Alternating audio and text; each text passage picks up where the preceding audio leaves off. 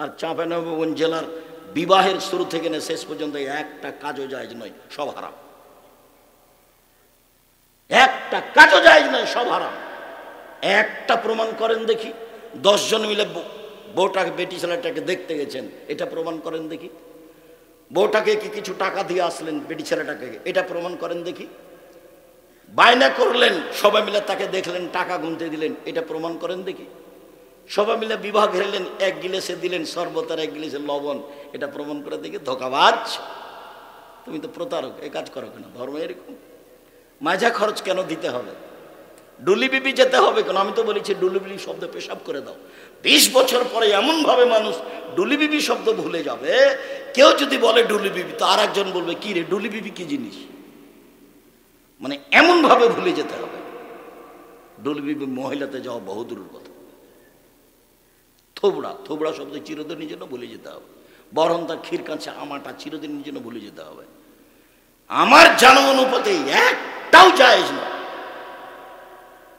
আমার খুব ভালো মনে আছে, রমজান মুলবি বিবাহ পড়ানোর পরে বলছে, উঠো 2 রাকাত সালাত আদায় করো। আমার চোখের সামনে রমজান মুলবি দুনিয়া থেকে চলে গেছেন। আমি তখন তার এটা বুঝতাম না, সে অনেক দিন আগের কথা। বৈঠক শেষ হলে বলছে যে 2 রাকাত সালাত আদায় করেন। এখানে 2 রাকাত সালাত আদায় মানে? তারপরে দাঁড়িয়ে বলছে আপনারা ওয়ালিমা নিয়ে যাবেন। বলছে না সব বৈঠকে বিবাহে, আরে ওয়ালিমা তো বাসর ঘরের পরে। ওয়ালিমা বাসের ঘরের বলে, বাসের ঘর সাজিয়েছে ভাবিরে, আরে যে বিবাহের স্ত্রীর কাছে যাওয়ার আগে যে না ভাবিরে, খালাতো বোনেরা, ফুফাতো বোনেরা, ধর্ম পাগল হয়ে গেছে। কেন প্রোগ্রাম করেছ? শক্ত হোক, কঠোর হোক, নীতিতে আসো, একাই বেঁচে থাকো। ইব্রাহিম আলাইহিস সালামের মতো যখন ইব্রাহিম তার স্ত্রীকে বললেন যে ওরা যদি বলে কে, তো তুমি বলিও এটা আমার ভাই। কেন? আমি তাদেরকে বলে দিয়েছি তুমি আমার বোন। তুমি যদি বলো এটা আমার স্বামী, তাহলে আমি মিথ্যুক হয়ে যাব। মনে রেখো, সারা এই মাটির উপরে আমি আর তুমি ছাড়া আর কেউ মুসলমান নেই। তো 2 জনের চলে সারা পৃথিবী, আপনার চলে না? কি বুঝাতে চাই তোমার মা? আমি তো বুঝতে পারি না। তোমাদের বাড়িতে পুতুল আছে, তোমাদের বাড়িতে শোকে যে কাঁকড়া আছে, তোমাদের বাড়িতে তোমার মা একটা আয়না কিনেছে, সেটা হলো কাতল মাছ। তোমার মা প্লেট কিনেছে, সেটা হলো চিংড়ি মাছ। তোমার মা একটা তরকারি রাখা বাটি কিনেছে, সেটা হলো রুই মাছ। মানে কি বুঝাতে চাচ্ছে এগুলো দিয়ে? মানে আসলেই যে কেউ শিক্ষিত নয় তার এগুলো প্রমাণ। এমনি পশু প্রাণীর মতো, গরু ছাগলের মতো, বুঝেও বুঝে না ওরা, অন্তর আছে বুঝে না, দেখেও দেখে না ওরা, চক্ষু আছে দেখে না, শুনেও শুনে না ওরা, কান আছে শোনে না। উলাইকা কালানাম, তারা পশু প্রাণীর মতো, তারা গরু ছাগলের মতো, তারা কুকুর শিরের মতো, ভালো মাজাল বরং তার চেয়ে খারাপ। এই যে থাকা, খাওয়া, চলা ফিরা, এগুলো গরু ছাগলের মতো, পশু প্রাণীর মতো। বলছে গ্রামবাসী সবাই নাকি চাচা আর ভাই। মহিলাটা ধরে বলছে চাচা শোনেন, অথচ ওর বংশের কেউ নাই। কি কেমন পর্দা, এই কেমন জীবন! সবাই বাড়িতে ঢুকছে, তখন বলছে আব্দুর রাজ্জাক আছো গো, এ বলে ঢুকছে। সালাম দিয়ে দাঁড়িয়ে থাকতে হবে, তারপরে ঢুকতে হবে। আব্দুর রাজ্জাক আছো বলে বাড়িতে ঢুকে যাচ্ছে। এটা কোন জীবিকা রিপোর্ট? এলো গরু ছাগলের মতো। খারাপ লাগে? এটাই তিতা লাগে নাকি?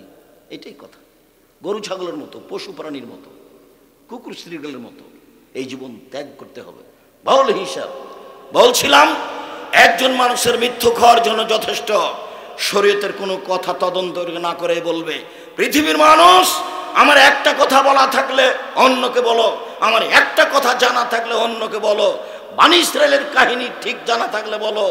কেউ যদি কোনো কথা আমার নামে বলে, সেই কথা যদি আমার না হয় তাহলে তার থাকার জায়গা জাহান্নাম। কেউ যদি কোনো কথা আমার নামে বলে, সেই কথা যদি আমার না হয় তাহলে তার থাকার জায়গা জাহান্নাম। এই ছেলে, তোমার মুফাসসিরের তাফসীর শুনলে আমাকে শুধু খালি পুথির গানের কথা মনে পড়ে, পুথির গানের কথা মনে পড়ে। 6 মাসের রাস্তা বড় তো 6 দিনে গেল, ঘোড়ায় চড়ি আমার তো হাঁটিয়া চলিল। এটা যেমন তুমি যদি খারাপ লাগে তো তোমার মুফাসসিরের তাফসীর আমার সামনে নিয়ে আসো, দেখাই তোমাকে, তুমি মনে কষ্ট নিও না। তোমাকে আমি অনেক ভালোবাসি, তোমার আব্বাকে আমি শ্রদ্ধা করি, শ্রদ্ধার আমার অভাব নেই। ফাতেমা কান্দিয়া কয় আজ বুঝি হুসাইন কারবালাতে শহীদ হয়। ফাতেমা কান্দিয়া কয় আজ বুঝি হুসাইন কারবালাতে শহীদ হয়। আরে হুসাইন যেদিন শহীদ হন তার 49 বছর আগে ফাতেমা রাদিয়াল্লাহু তাআলা মারা গেছেন। তা আজকে তিনি কেঁদে বলবেন কি করে? তোমার মুফাসসিরের তাফসীর তাই। বক্তব্য যাকে দিয়ে শুনতে চাচ্ছ আগেই তাকে জানিয়ে দাও যে আমাদের ওইভাবে তাফসীর করতে হবে না। মাওলানা সাহেব আপনি আমাদের সামনে আজকে পেশ করবেন খাওয়া ও পান করার নিয়ম কোরআন আর হাদিস দিয়ে সাজিয়ে দিবেন। আজকে আমরা নরেন্দ্রপুরের মানুষ, আপনি আমাদের সামনে বক্তব্য পেশ করবেন খাওয়া ও পান করার নিয়ম, বিষয়টি আপনাকে 15 দিন আগে জানালাম। কথা বোঝা যায়নি?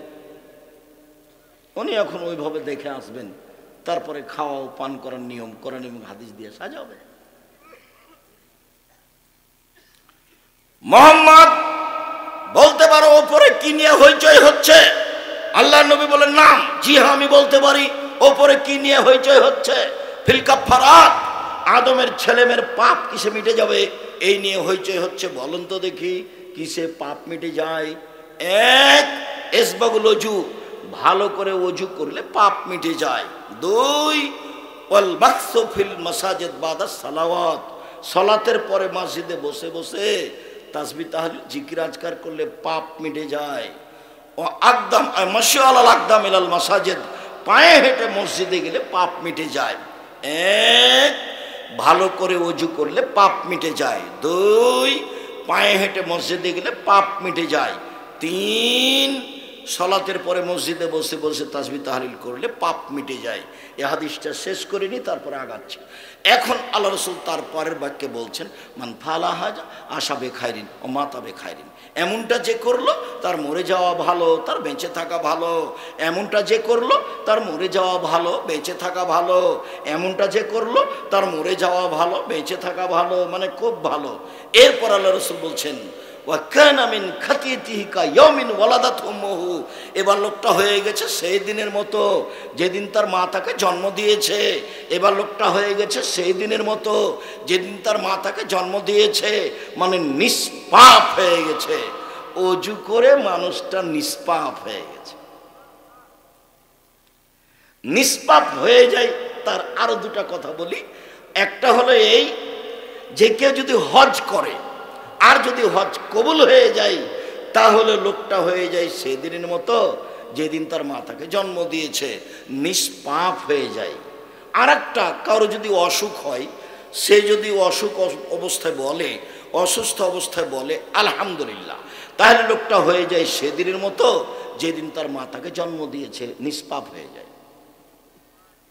আর এখন তো গ্রামে হোক না কেন আর যেখানে হোক না কেন অসুখ হলেই সিঙ্গাপুর, নাহলে চেন্নাই, নাহলে ঢাকা বড় মেডিকেল, একদিনও সহ্য করে না।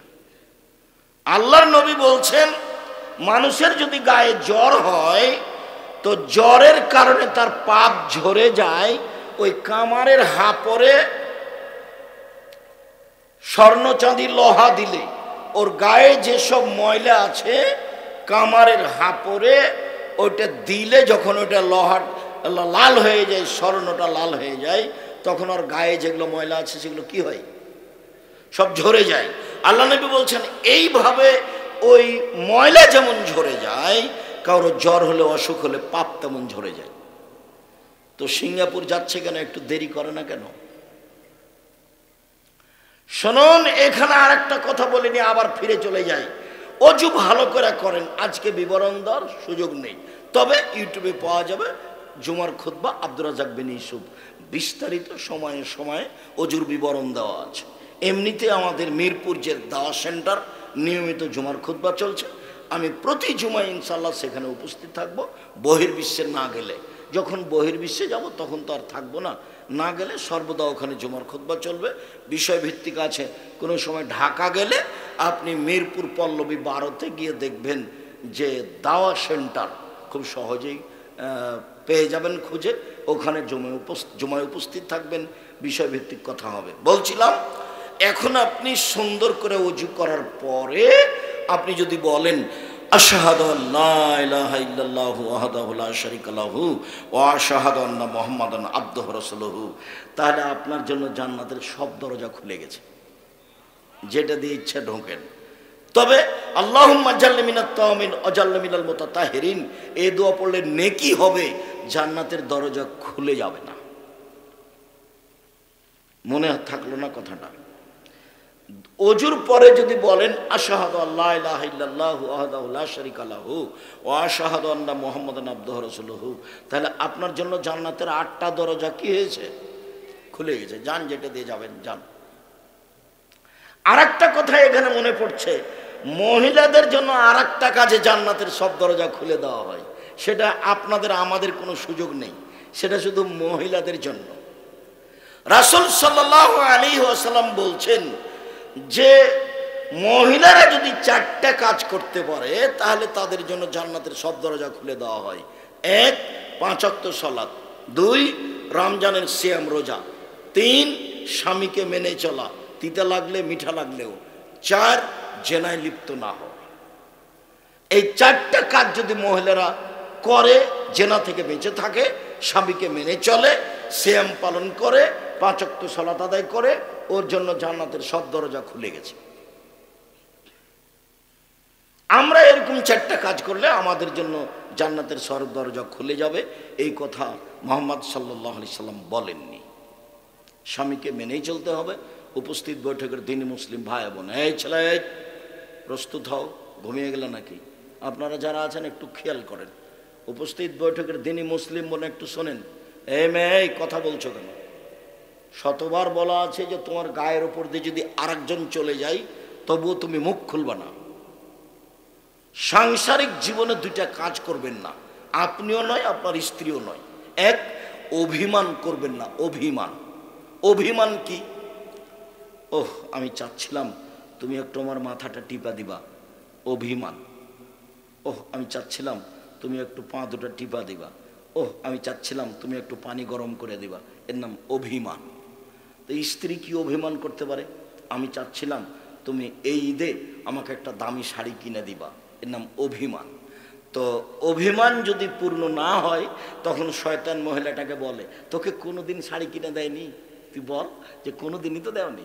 শয়তান ওকে কথা বলাতে বলাতে তালাক পর্যন্ত যাবে, এর নাম শয়তান। আর এও বলবে তুমি তো আমার কোনো কথাই শোনো না, কালকে তো বলেছিলাম পা টিপে দাওনি, আজকে তো দেয়নি, তুমি তো আমার কথাই শোনো না।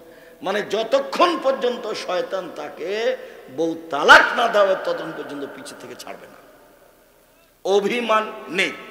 আর একটা হলো প্রতিবাদ। প্রতিবাদ করবেন না। তুমি এ কথা বললে কেন? মহিলা বলছে তুমি আমার মাকে গালি দিলে কেন? স্বামী বলছে আচ্ছা তুমি আমার মাকে এভাবে কথা বলো কি করে? আমার মা তোমাকে গালি দেখ আর না দেখ, তুমি আমার মায়ের ব্যাপারে মুখ খুললে কেন? এর নাম প্রতিবাদ। প্রতিবাদ করলে শয়তান সুযোগ পাবে, তখন আপনাকে বারবার বলিয়ে নেবে যে দেখো তোমার কথা মানে না, দেখো সবসময় উল্টা চলে। শয়তান সুযোগ পেলে আপনার সংসার ভেঙে একবারে তছনছ করে দিবে। 2টা জিনিস থেকে বেঁচে থাকবেন। মহিলাকে আমি বলছি আপনি কোনো সময়ই বলবেন না যে কাপড়টা মোটা, কোনো সময় বলবেন না যে কাপড়টা চিকন, কোনো সময় বলবেন না যে এ আনলেন না সে আনলেন না, খালি বলবেন আপনি যাতে খুশি আমিও তাতে খুশি, আপনি যাতে খুশি আমিও তাতে খুশি, আমার কোনো প্রকার অভিমান নেই। তাহলে শয়তান আর কোনো সুযোগ পাবে না, শয়তান আপনার বাড়ি থেকে চলে যাবে। সম্মানিত দিনী ভাই বোন, শয়তানকে সুযোগ দিয়ে সংসার করলে সংসারে বিপদ নেমে আসবে। বলছিলাম এইখানে আমরা কথা যা বললাম এখান থেকে ফিরে যাই। 1, জাহান্নাম থেকে বাঁচার পথ, মুখ বন্ধ রেখো, দোকানে বসে আড্ডা পিটা কাজ থেকে বিরত থাকো। জীবনে 4টা কাজ করবেন না, জরুরি 4টা কাজ, খুব সতর্কতার সাথে 4টা কাজে থাকবেন। 4টা উপদেশ। 1, 5 ওয়াক্ত সালাত, 2, হালাল রুজি, 3, কোরআন তেলাওয়াত, 4, আড্ডা পিটা চিরদিনের জন্য হারাম। দোকানে বসে গল্প করবেন না। কোন শরমে আপনি দোকানে বসে গল্প করেন? ওখানে দোকানে ল্যাংটা মেয়ে নাচে, আপনি ওখানে কিভাবে বসে থাকেন টুপি মাথা দিয়ে? আপনাকে খারাপ লাগে না কেন? আপনার লজ্জা হয় না কেন? আপনার শরম হয় না কেন? আপনি লজ্জা শরমকে বিক্রি করলেন কিভাবে? এটা কেমনে চলে? কেমনে চলে? আল্লাহর নবী বলছেন, পৃথিবীর মানুষ শুনে রেখো, 3 শ্রেণীর মানুষ জান্নাতে যাবেই। 3 শ্রেণীর মানুষ জান্নাতে যাবেই যাবে। 1, পাপের জন্য কাঁদে যে। 2, আল্লাহর রাস্তায় পাহারা দেয় যে। 3, অপর বেগানা নারীকে দেখে চক্ষু নিচু করে যে। তা আপনি দোকানে বসে টিভি দেখছেন, এটা কেমন হলো?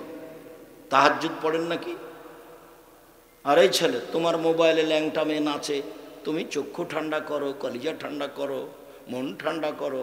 ল্যাংটা মেয়েকে দেখে চক্ষু ঠান্ডা করে, কলিজা ঠান্ডা করে জান্নাতের মেয়ে ভোগ করবা? অত সহজ? ঈমান কখন চলে গেছে? ওকে বিদায় করো। আল্লাহ নবী বলছেন, আমার জীবনে বড় ভয়, আশঙ্কা, আমার উম্মতের উপরে আমার উম্মত গোপন পাপে লিপ্ত হবে। এটা আমার ভয়, এটা আমার আশঙ্কা। আমার উম্মত গোপন পাপে লিপ্ত হবে। এখান থেকে তোমাকে যে কোনো মূল্যে বিরত থাকতে হবে। মহিলাদের ফাঁদে পড়ো না। মহিলাদের ফাঁদে পড়লে তুমি ধ্বংস হবা, তোমার বাপ ধ্বংস হবে, তোমার বংশ ধ্বংস হবে, তোমার জাতি ধ্বংস হবে। আমার মা বলতেন, নারী হলো 3 জানের বড়ি।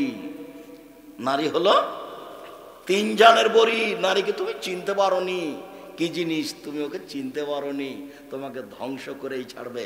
1 মিনিট দেখবা, এদিকে দেখো নারী কি জিনিস। 1 মিনিট দেখো এদিকে।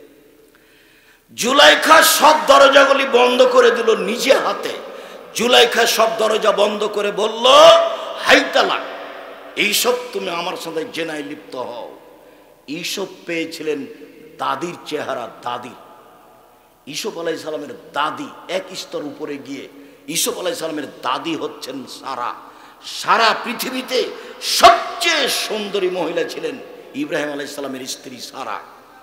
একেবারে আদম থেকে নিয়ে কিয়ামত পর্যন্ত সব নারীর চেয়ে সুন্দরী ছিলেন। আর না হয় সেই কালে পৃথিবীতে যত নারী ছিল সবার চেয়ে তিনি সুন্দরী ছিলেন। সেই চেহারায় পেয়েছিলেন ইউসুফ আলাইহিস সালাম। সুন্দর চেহারার মানুষ ছিলেন ইউসুফ। দরজা বন্ধ করলো জুলাইখা। জুলাইখা বলল, তুমি জেনায় লিপ্ত হও। ইউসুফ বললেন, মাআযাল্লাহ, আমি আল্লাহর কাছে আশ্রয় চাচ্ছি।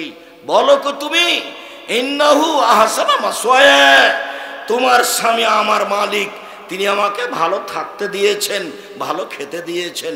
তোমার স্বামী আমার মালিক, তিনি আমাকে ভালো থাকতে দিয়েছেন, ভালো খেতে দিয়েছেন। আমি তোমার সাথে কেমনে এ অন্যায় করি? তারপরে যখন জুলাইখা অন্যায় করার জোর চেষ্টা করলো, তিনি দৌড়িয়ে বের হলেন, ভাবে এটাই বোঝা যায়। দরজা খুলে বের হলেন, এটা বোঝা যায় না। তিনি আগে আগে বের হলেন, পিছনে পিছনে জুলাইখা বের হলো। সামনে ছিল জুলাইখার স্বামী, এক জায়গায় 3 জন। জুলাইখা বলল, এই যে কেমন ছেলে বাড়িতে রেখেছেন দেখেন, যে ছেলে আপনার স্ত্রীর সাথে জেনা করতে চায়। এ দেখো মহিলা মানুষ কি জিনিস। এই যে দেখেন, আপনি একে রেখেছেন আমার খাওয়া দাওয়ার থাকার জন্য, বাড়িতে রেখেছেন একে, এ আপনার স্ত্রীর সাথে জেনা করতে চায়। কথা উল্টে দিল। এর শাস্তি কি হবে? আরে আপনি কি শাস্তি বলবেন? আমি বলছি, ওকে যথাযথ পিটন দিতে হবে, নইলে জেলখানায় বন্দি করে দিতে হবে। ওকে যথাযথ পিটন দিতে হবে, নইলে জেলখানায় বন্দি করতে হবে। তাকদীরবশত সময়ের গতিতে 12 বছর জেল হয়ে গেল। সরকারের পক্ষ থেকে ডেকে পাঠানো হলো। তিনি বললেন, জি না, আমি জেল থেকে বের হব না যতক্ষণ পর্যন্ত জুলাইখা জাতির সামনে ঘোষণা না দিবে আমি অন্যায় করেছি, ইসব করেনি। আমি জুলাইখা, আমি অন্যায় করেছি, ইসব করেনি। এই কথা জনগণের সামনে জুলাইখার ঘোষণা না দেওয়া পর্যন্ত ইউসুফ জেল থেকে বের হবে না। আমাদের নবী মুহাম্মদ সাল্লাল্লাহু আলাইহি ওয়াসাল্লাম বলেন, ইউসুফের ধৈর্য আমার চেয়ে বেশি, ইউসুফের ধৈর্য আমার চেয়ে বেশি। আমাদের নবী মুহাম্মদ সাল্লাল্লাহু আলাইহি ওয়াসাল্লাম বলেন, ইউসুফের ধৈর্য আমার চেয়ে বেশি। আরে আমি যদি ওখানে থাকতাম, 12 বছর জেলে থাকার পরে যদি সরকারের লোক আমাকে ডেকে পাঠাতো, তাহলে আমি তাড়াহুড়া করে বের হয়ে যেতাম, চলো চলো চলো। কিন্তু ঈসা আলাইহিস সালাম তা বললেন না। ঈসা আলাইহিস সালাম বললেন, জুলাইখাকে জাতির সামনে ঘোষণা দিতে হবে, আমি অন্যায় করেছি, ইসব করেনি। সাবধান থেকো, ওই মেয়েটার নাম্বার মোবাইলে যেন আর কোনোদিন তোমার না থাকে, মিশিয়ে দাও। মেয়েটাকে এমন ভাবে ভুলে যাবা, মারিয়াম যেমন বলেছেন, কুনতু নাসিয়াম মানসিয়া, যখন মারিয়ামের সন্তান হওয়ার সময় চলে আসলো, তখন মারিয়াম খুব চিন্তিত, আর আমি জাতিকে কি দিয়ে বুঝাবো, আমার তো বিবাহ হয়নি, আমি সন্তান জাতিকে কি দিয়ে বুঝাবো। যা হওয়ার তাই হলো। সন্তান নিয়ে যখন গ্রামে ঢুকলেন, তখন গ্রামের লোক বলল, ছি ছি ছি ছি ছি, তোমার মা তো ভালো মানুষ, তোমার মা তো জেনাকারিনী ছিল না। ছি ছি ছি ছি, তোমার বাপ তো ভালো মানুষ, তোমার বাপ তো জেনাকার ছিল না। তুমি মসজিদে থাকো, বাইতুল মুকাদ্দাসে থাকো, সেখানে জেনা করো, এই তো তুমি মহিলা। এরকম কথা জনগণ তাকে বলল। তখন তিনি বলেছিলেন, আমি জাতিকে কি দিয়ে বুঝাই, আমি জাতির কাছ থেকে হারিয়ে যেতে চাচ্ছি। কেউ যেন না জানে মারিয়ামকে, কারো যেন মনে না থাকে মারিয়ামকে। মারিয়ামকে একবারে টোটালি ভুলে যাবে। মারিয়াম যেমন চেয়েছিলেন জাতির কাছ থেকে নিজের ভুলে যাওয়া, এই ছেলে তুমিও ওই মেয়েটার নাম্বার থেকে তুমি নিজেকে ভুলিয়ে দাও। ওই মেয়েটা যেন তোমার জিন্দিগিতে কোনোদিন না আসে, ও তোমাকে কবর দিয়ে ছাড়বে। তুমি মনে করো না ও তোমার গোপন পাপ, তোমাকে জাহান্নাম পর্যন্ত নিয়ে যেয়ে ছাড়বে। তোমার বিদ্যা নষ্ট করবে, তোমার বুদ্ধি নষ্ট করবে, তোমার মান সম্মান নষ্ট করবে। এই বোকা ছেলে, তোমার সাথে কথা বলে যে মেয়ে, ওই মেয়ে আরো 10 জনের সাথে বলে।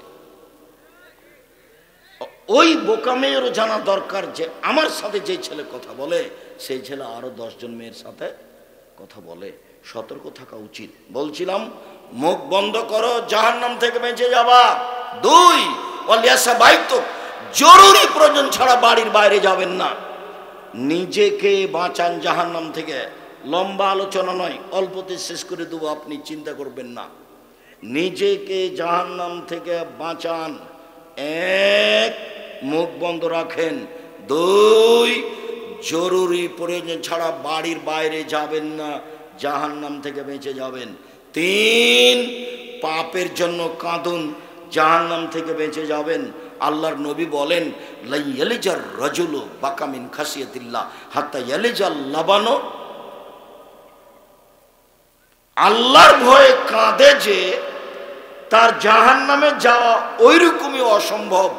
গাভীর বাঁট থেকে চাপ দিয়ে দুধ বের করে ভিতরে ঢোকানো যেমন অসম্ভব, গাভীর বাঁট থেকে চাপ দিয়ে দুধ বের করে ভিতরে ঢোকানো যেমন অসম্ভব, আল্লাহর ভয়ে কাঁদে যে তার জাহান্নামে যাওয়া তেমনি অসম্ভব।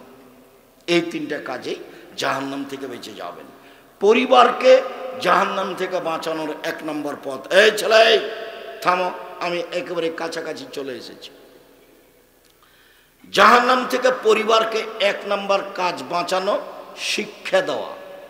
2 নম্বর কাজ শিষ্টাচার শিখিয়ে দেওয়া। রাসূল সাল্লাল্লাহু আলাইহি সাল্লাম বলেছেন, নবীগণের বৈশিষ্ট্য 10টি। তার একটা বৈশিষ্ট্য হলো নখ কেটে ফেলতে হবে, দাড়ি বড় করতে হবে, মোচ কেটে ফেলতে হবে, চাঁচা হবে না, বগলের লোম উঠিয়ে ফেলতে হবে। পুরুষ নারী একই হুকুম, ব্লেড ব্যবহার করা যাবে না। নিচের লোম পরিষ্কার করতে হবে, ঊর্ধ্বে টাইম 40 দিন। পুরুষ নারী একই হুকুম, যেভাবে সহজ, যেভাবে সম্ভব, যেভাবে সাজে। এগুলোর নবীগণের বৈশিষ্ট্য শিষ্টাচারে আসতেই হবে, তাহলে আপনার জন্য জাহান্নাম থেকে বেঁচে যাওয়া সহজ হবে। যখন জাবের রাদিয়াল্লাহু তাআলা আনহুকে আল্লাহর নবী বললেন যে এখানে থামেন, আমরা সকালে বাড়ি যাব, তখন জাবের বললেন, আমি নতুন বিবাহ করেছি, আমাকে বাড়ি যেতে অনুমতি দেন। তখন আল্লাহর নবী বললেন, জাবের তুমি কুমারী মেয়ে বিবাহ করেছো না তালাক প্রাপ্তা মেয়ে বিবাহ করেছো? তো জাবের বললেন, আল্লাহ নবী, আমি তালাক প্রাপ্তা বয়সের মেয়ে বিবাহ করেছি, যার বয়স একটা পর্যায়ে চলে গেছে। তো তুমি কুমারী মেয়ে কেন বিবাহ করলে না? তখন আল্লাহ রসুলকে জাবের বলছেন, আল্লাহর নবী, আমার আব্বা উহুদের যুদ্ধে শহীদ হয়েছেন 9 জন মেয়ে রেখে। আল্লাহর নবী, আমার আব্বা উহুদের যুদ্ধে শহীদ হয়েছেন 9 জন মেয়ে রেখে। ও আকরাহ আন আতাজাওয়াজা মিসলাহুন্না, আমার 9 জন বোনের সমবয়সের মেয়েকে আমি বিবাহ করা পছন্দ করিনি। আমার 9 জন বোনের সমবয়সের কম বয়সের মেয়েকে আমি বিবাহ করা পছন্দ করিনি 4টা কারণে। 1, লে তুয়াল্লেমা হন্না, আমার স্ত্রী যেন আমার বোনদেরকে বিদ্যা শিখাতে পারে। 2, বলে তুয়াদ দেবা হন্না, আমার স্ত্রী যেন আমার বোনদেরকে শিষ্টাচার শিখাতে পারে। 3, বলে তুরাজ্জেলা হন্না, আমার স্ত্রী যেন আমার বোনদের মাথার চুল চিরুনি করে সাজগোজ করে রাখতে পারে। 4, বলে তাকুমা আলাইহিন্না, আমার স্ত্রী যেন তাদের উপরে পাহারা দিতে পারে। 4টা কারণে আমি কম বয়সের মেয়ে বিবাহ করিনি। তার 1 নম্বরে আছে বিদ্যা। আপনি যদি আহাল পরিবারকে বিদ্যা শিখান তাহলে আহাল পরিবার জাহান্নাম থেকে বাঁচবে। 2, তাদের যদি শিষ্টাচার শিখান, কেউ তো বুঝে না শিষ্টাচার কি জিনিস, কেউ তো বুঝে না আদর্শ নিয়ম নীতি কি জিনিস, থাকে খাই পশু প্রাণীর মতো। 1 মিনিট, যে আব্দুর রহিম বলল না যে আমি ফিলিস্তিনিদের যখন খাদ্য দিচ্ছিলাম, তো একদিন খাদ্য বিতরণের সময় আমি ছিলাম মিশরে। তো ফিলিস্তিন থেকে যারা মিশরে এসে ঢোকে আছে, এদের মহিলা পুরুষ অনেকেই আছে। তো আমি খাদ্যের এইটা বাক্সটা এভাবে দিচ্ছি, তো সবাই বাম হাত দিয়ে নিচ্ছে, মহিলাও নিচ্ছে বাম হাত দিয়ে, ওরা আবার উচ্চ শিক্ষিত মানুষ, পুরুষেরা নিচ্ছে বাম হাত দিয়ে। তো আমি দেওয়া বন্ধ করলাম, তারপর 5 মিনিট বক্তব্য দিলাম। তাতে বললাম, আয়েশা রাদিয়াল্লাহু তাআলা আনহা বলেন, আল্লাহ নবী বলেছেন ডান হাত হলো পবিত্রতার জন্য, ওজুর জন্য, ভালো কাজের জন্য, আর বাম হাত হলো পেশাব পায়খানার জন্য আর ময়লার জন্য। তো বাম হাত এরকম মানুষের সাথে লেনদেনে ব্যবহার করা হবে না। বাম হাত হচ্ছে পেশাব পায়খানার জন্য, বাম হাত হচ্ছে ময়লার জন্য, বাম হাতে খাওয়া নিষেধ, বাম হাতে শয়তান খায়। তা আমি যা বললাম তা খুব ভালো বুঝলো, মনে হলো যে আমার চেয়ে ভালো বুঝলো। এরপরে বক্তব্য বন্ধ করে যখন আবার দিতে শুরু করলাম, বাম হাতেই নিল।